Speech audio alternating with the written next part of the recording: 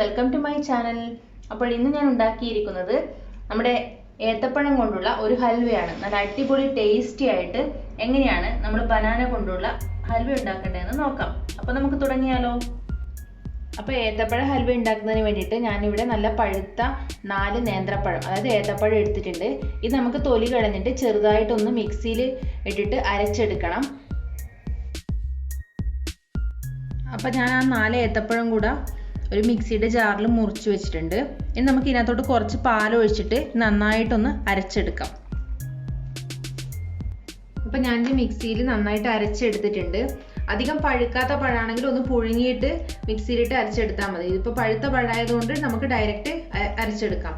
അപ്പോൾ ഇനി നമുക്കിത് എങ്ങനെയാണ് ഹൽവ ഉണ്ടാക്കേണ്ടതെന്ന് നോക്കാം. അപ്പോൾ ഞാനൊരു പാനിൻ്റെ അകത്ത് കുറച്ച് ഒരു 2 ടേബിൾ സ്പൂൺ നെയ്യ് ഒഴിച്ച് കൊടുത്തിട്ടുണ്ട്. ഞാനതോട്ട് ഫസ്റ്റ് കുറച്ച് തേങ്ങാക്കൊത്ത് വറുത്തെടുക്കുവാണ്. ഇത് തേങ്ങ ചെറുതായിട്ട് മുറിച്ചെടുത്തതാണ്.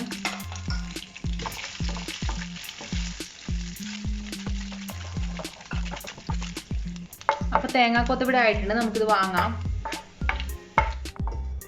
ഇനി അതിനകത്തോട്ട് കുറച്ച് കാഷ്യൂനട്ട് ഇട്ട് കൊടുക്കുന്നുണ്ട്.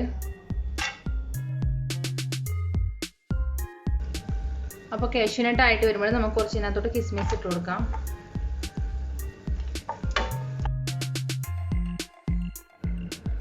അപ്പോൾ ഇനി നമുക്ക് ഇതിനകത്തോട്ട് നമ്മൾ മിക്സിയിലിട്ട് അടിച്ചു വെച്ചിരിക്കുന്ന ഏത്തപ്പഴം ഒഴിച്ചു കൊടുക്കാം.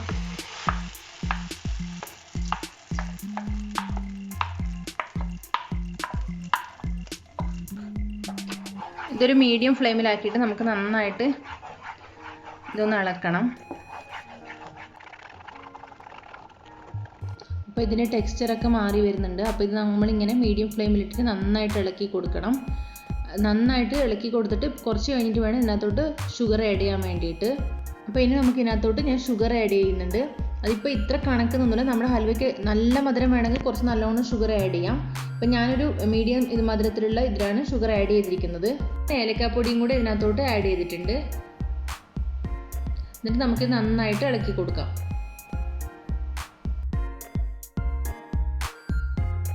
ടെക്സ്ചറൊക്കെ നന്നായിട്ട് മാറി തുടങ്ങിയിട്ടുണ്ട്.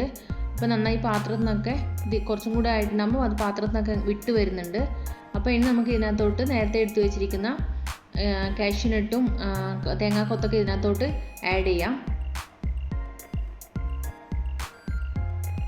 എന്നിട്ട് നമുക്കിതൊരു പാത്രത്തിലോട്ട് മാറ്റാം. ആ പാത്രത്തിലോട്ട് മാറ്റുമ്പോൾ നമ്മൾ ആ പാത്രം എപ്പോഴും ഒരു ഗ്ലാസിൻ്റെ പാത്രമാണെങ്കിൽ കുറച്ചുകൂടെ നല്ലത്, നന്നായിട്ട് നെയ്യ് പുരട്ടി വെച്ചതായിരിക്കണം അതിൻ്റെ ഉള്ളിൽ. അപ്പോൾ ഞാൻ അതിൻ്റെ ഉള്ളിൽ ഗ്രീസ് ചെയ്ത് വെച്ചതാണ്, നെയ്യ് കൊണ്ട് ഗ്രീസ് ചെയ്താണ്. കുറച്ച് എള്ളിട്ട് കൊടുത്തിട്ടുണ്ട്, വെളുത്ത എള്ള്. പിന്നെ കുറച്ച് നേരത്തെ എടുത്ത് വെച്ചതിൻ്റെ ബാക്കി കാഷ്യൂനട്ടും കൂടെ ആഡ് ചെയ്യുന്നുണ്ട്. കാണാൻ നല്ല ഭംഗിയാണ്, നല്ല ടേസ്റ്റുമാണ് തേങ്ങാക്കൊത്തും കാഷ്യൂനട്ടൊക്കെ.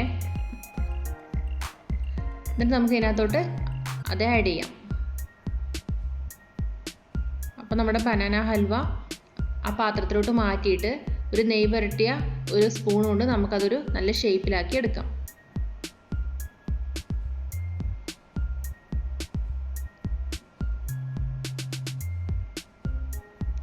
എന്നിട്ട് നമുക്കിത് ഫ്രിഡ്ജിലോട്ട് മാറ്റാം. ഒരു 3-4 മണിക്കൂർ ഇത് റെഫ്രിജറേറ്റ് ചെയ്യണം. ഞാനിതൊരു 3-4 മണിക്കൂർ റെഫ്രിജറേറ്റ് ചെയ്തിട്ടുണ്ടായിരുന്നു. എന്നിട്ട് ഞാനിത് എടുക്കുവാണ് ഈ ഹൽവ.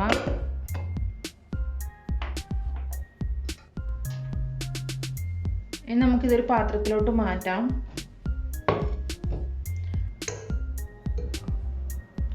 ഞാൻ പാത്രത്തിലോട്ട് മാറ്റിയിട്ടുണ്ട്. സോ നമ്മൾ അടിപൊളി ടേസ്റ്റി ആയിട്ടുള്ള ബനാന ഹൽവ ഇവിടെ റെഡി ആയിട്ടുണ്ട്. നമുക്കിതൊന്ന് മുറിക്കാം.